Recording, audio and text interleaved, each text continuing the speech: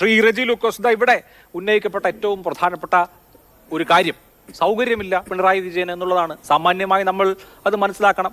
സൗകര്യമില്ല. അതെ അതെ അത് തന്നെ. അൻവറല്ല ആരെന്ത് പറഞ്ഞാലും പാർട്ടി ഇനി എന്ത് നിലപാട് സ്വീകരിച്ചാലും സൗകര്യമില്ല എന്ന് മുഖ്യമന്ത്രി തീരുമാനിച്ചാൽ സൗകര്യമില്ല, അത്രയേ ഉള്ളൂ. അഭിലാഷ്, അതിലേക്ക് വരുന്നതിന് ഒരു പ്രധാനപ്പെട്ട സംഭവവാസങ്ങൾ ഇത് രാജ്യത്തുണ്ടായിട്ടുണ്ട്. കേവലം മാസങ്ങൾക്ക് മുമ്പ് മാത്രം കേരളത്തിലെ ജനങ്ങളുടെ വോട്ട് നേടി പാർലമെന്റ് എത്തിയ ഒരു മുതിർന്ന എം പി, കോൺഗ്രസിന്റെ എം പി BJP-യിലേക്ക് ചേരണമെന്നും പറഞ്ഞുകൊണ്ട് BJP-യുടെ കേന്ദ്ര നേതൃത്വത്തിന് അങ്ങോട്ട് സമീപിച്ചിരിക്കുന്നു. ഇന്ത്യൻ എക്സ്പ്രസ് എന്ന് പറയുന്നത് ഇന്ത്യ മുഴുവൻ പ്രചാരണമുള്ള റെപ്യൂട്ടഡായുള്ള മാധ്യമം ഇതിന്റെ ഡൽഹി എഡീഷനാണ് അത് പുറത്തുവിട്ടിരിക്കുന്നത്. ഞാൻ എന്താണ് ഈ ചോദിച്ചത്, നിങ്ങൾ എന്താണ് ഈ പറഞ്ഞത്? ദാറ്റ് മീൻസ് ഡൽഹി എഡീഷൻ പുറത്തുവിടുന്ന പറഞ്ഞാൽ രാജ്യത്തിന്റെ ശ്രദ്ധ തന്നെ വരുവാണ്. അപ്പൊ മുതലാളിക്ക് ഇത്ര നേരമായിട്ട് മനസ്സിലായില്ലേ ഇവൻ പൊട്ടനാണ് മുതലാളി? അങ്ങനെയുള്ള ഒരു സബ്ജക്ട് നിങ്ങൾ എന്തുകൊണ്ട് ചർച്ച ചെയ്യുന്നില്ല? ചാണ്ടി ഉമ്മൻ എന്ന് പറയുന്നത് ഞാൻ ഇവിടെ ഇരിക്കുന്ന കോട്ടയം ജില്ലയിലെ പുതുപ്പള്ളിയുടെ MLA, അവര് പിന്നെ BJP-യുടെ ലീഗൽ സെല്ലിലേക്ക് ഇന്ന് എടുത്തിരിക്കുന്നു. നിങ്ങൾ എന്തുകൊണ്ട് അത് ചർച്ച ചെയ്യുന്നില്ല? അതിലൊന്നും ചർച്ചയുണ്ട്. ഈ വിഷയം നിങ്ങൾ കുറെ ദിവസങ്ങളായിട്ട് ചർച്ച ചെയ്യുന്നില്ലേ? പിണറായി വിജയനെ നിങ്ങൾ തേച്ചൊട്ടിക്കാൻ തുടങ്ങുന്ന ദിവസങ്ങൾ ഏത് എം പി ആണ് BJP-യിൽ ചേരാൻ വേണ്ടി ചർച്ച നടത്തിയത് എന്നുള്ളത് പുറത്തു വരട്ടെ, ചർച്ച ചെയ്യാം. പലരും BJP-യിൽ പോയിട്ടുണ്ട്. പത്മജ വേണുഗോപാൽ BJP-യിൽ പോയിട്ടുണ്ട്. കോൺഗ്രസിൽ നിന്ന് പലരും BJP ചേർന്നിട്ടുണ്ട്. നോക്കട്ടെ ആരാണ്, ഏത് MP ആണ് BJP-യിൽ ചേരാൻ ചർച്ച നടത്തിയതെന്ന് വെളിവായ നമുക്കത് ചർച്ച ചെയ്യാം.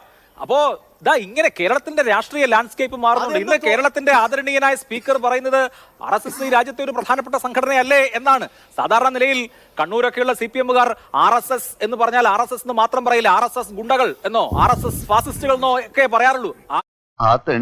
RDP-യുടെ തൊലി ഇരിക്കുകയാണ് ഉത്തമ. സഹിക്കല്ലാതെ എന്ത് ചെയ്യാം? ആ ലാംഗ്വേജിനും ആ ഭാവത്തിനും ശരീരഭാഷയ്ക്കും ഒക്കെ വല്ലാതെ മാറ്റം വരുന്നുണ്ട്. ഇതാണ് അഭിലാഷ നിങ്ങളുടെ സെലക്റ്റീവായിട്ടുള്ള നിങ്ങളുടെ ചോദ്യങ്ങളും നിങ്ങളുടെ നയങ്ങളും. ഇത്രയും കാലമായിട്ട് ഈ നീർക്കോലിക്ക് ഒരു ഇംപ്രൂവ്മെന്റ്സ് ഉണ്ടായില്ലല്ലോ. എന്താണെന്നറിയോ, RSS-ന്റെ ഒരു നേതാവിനെ കണ്ടിട്ടുണ്ട്.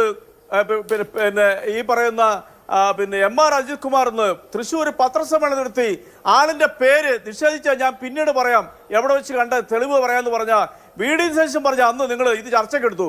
അപ്പോ പിന്നെ നിങ്ങൾ പറയുന്നത് പേര് പറയാതെ കണ്ട്, പേര് വെളിവ് വരാതെ കണ്ട് കോൺഗ്രസ് MPയുടെ കാര്യം ചർച്ച ചെയ്യാനെന്ന് പറഞ്ഞാൽ എന്ത് ന്യായമായി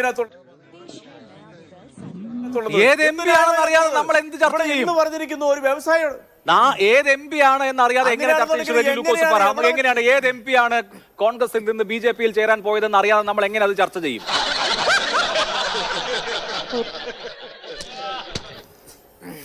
VD സതീശൻ വളരെ കൃത്യമായി MR അജിത് കുമാർ തൃശൂരിൽ പാറമേക്കാവിൽ വെച്ച് ഇങ്ങനെ ദത്താത്രേയ ഹൊസബലയുമായി കൂടിക്കാഴ്ച നടത്തി, തീയതി അടക്കം പറഞ്ഞു. കൂടുതൽ നിഷേധം വന്നാൽ കൂടുതൽ വെളിപ്പെടുത്താമെന്നും പറഞ്ഞു. അതിൽ മെറ്റീരിയൽ ഉണ്ട്, അതുകൊണ്ട് ചർച്ച ചെയ്തു. നാളെ കോൺഗ്രസിന്റെ MP ആരാണ്, എവിടെ വെച്ച് ചർച്ച നടത്തി എന്ന് താങ്കൾക്ക് പറയുകയാണെങ്കിൽ അത് ചർച്ച ചെയ്യാം. അങ്ങനെ പവനായി ശവമായി